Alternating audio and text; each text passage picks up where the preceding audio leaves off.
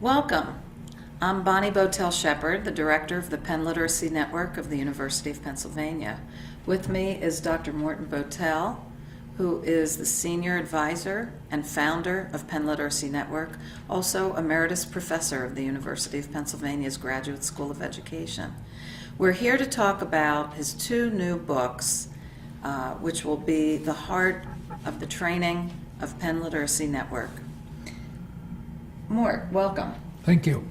What are the names of the books, and could you tell us about the main features of these two new books? Okay, here are the books. They have the same title.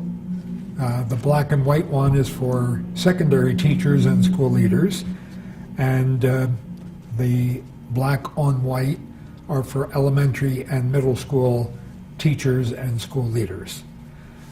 Both books are called The Plainer Truths of Reading, Writing, Talking Across the Curriculum.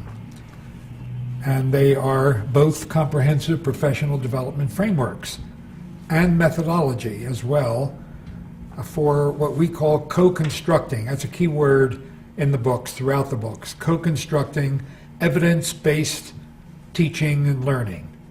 Now that's the big word these days.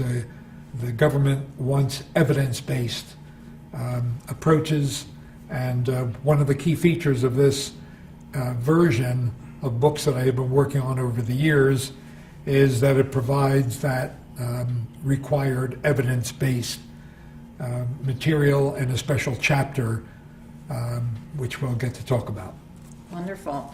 Can you tell us about the reading, writing, talking processes and how they compare to the critical experiences of your former books? Right.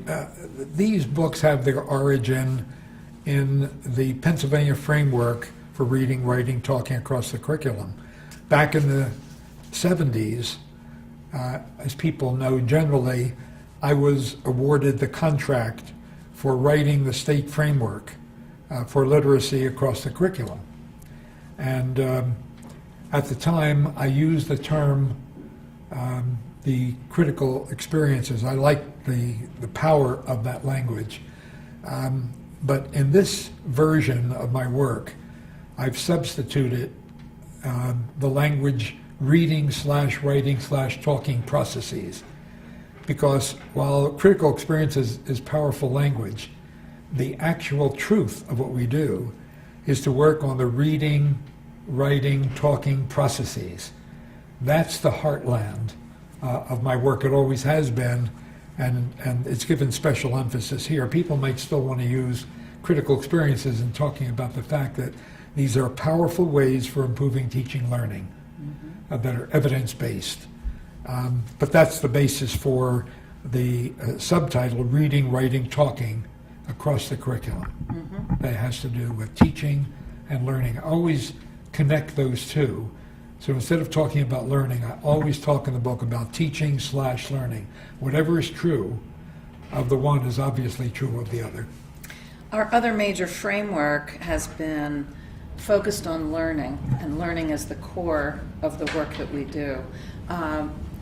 Where do the four lenses fit in? We have the four lenses of learning, which has been a very key feature of your work. Yes, it's still a key feature in defining what I mean by the philosophy of co-construction of teaching and learning, because that's one of our major headings.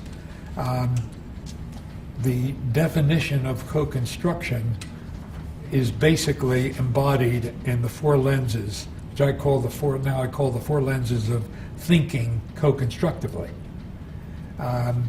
So that those ideas have been elaborated a bit in this particular version of my work, but they are key elements in describing what co-constructively means. Wonderful. What kind of evidence is included in the books? Okay, in the past, we included evidence as we went along, so that if we talked about a particular practice, we would, in the parentheses, refer to somebody's work, and we might obviously include a citation here as well as in the bibliography. This time, there's an entire chapter, chapter 8 in both books, are entitled Evidence Supporting Best Practices. The present administration speaks always of best practices. What they mean when they say that in quotes is, what is the evidence for best practices? How do you know that what you're declaring as best practices is in the literature? So the chapter is called Evidence Supporting Best Practices, and then colon, expert judgment and meta-research. Okay, so those are the two categories that are elaborately developed in that chapter.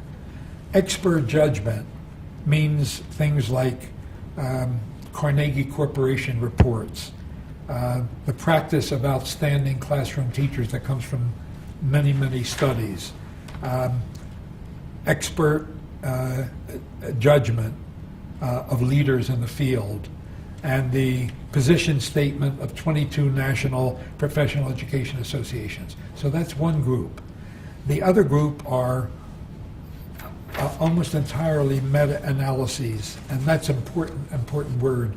Again, that's in quotes. Meta-analyses, instead of just reporting individual studies, which I do throughout the text and in the chapter bibliography, a meta-analysis means that the particular work, let's say self-selected reading and writing, we are talking about studies that bring together all the studies.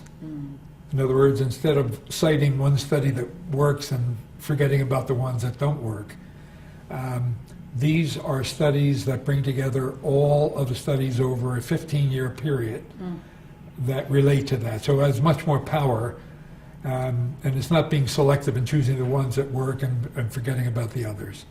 So those meta-analyses are the statistical research strong points of any kind of research report. That's wonderful. Yeah. And of course, on our website for the Penn Literacy Network, at Penn, people can see on the homepage the evidence from various districts about test scores and standardized tests that That's right. relate So we to really have two our things. work. We have Sure. two things on our site. One, the specific districts that we have worked with over the years. Some of them, yes. Some of them. And the other is this chapter. Chapter 8 Right. is on our website as well. That's great. In what ways do these books respond to Secretary of Education Arne Duncan's Race to the Top? The first thing he requires is a philosophically coherent and evidence-based approach. Our philosophic coherence is in the co-constructionist theory and the lenses that support it, and the evidence is what I have just described. They require both of those.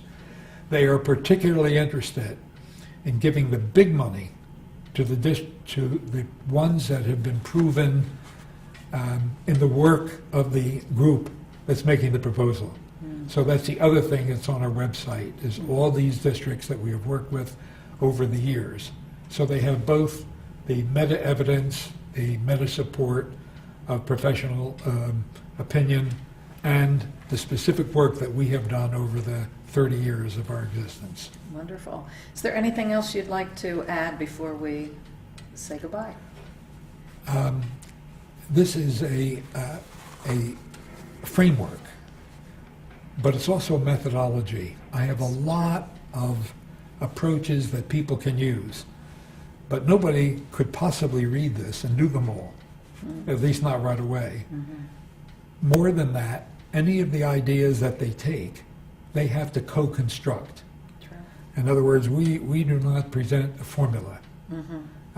Anyone who reads this will find ideas, but we will remind them that we call it a co-constructionist approach, which means they read it and individual teachers, but better still, whole faculties working together will redesign it based on their communities, the ways in which teachers work, so that there is a very strong idea here that teachers have their own styles, and that ought to be honored, as well as school districts and communities whose wishes have to be taken into consideration in developing their version of this. Wonderful. Thank you. This has been wonderful, and I hope that people will have an opportunity to read the books and spend some time with us on our website. Appreciate it. Thank you.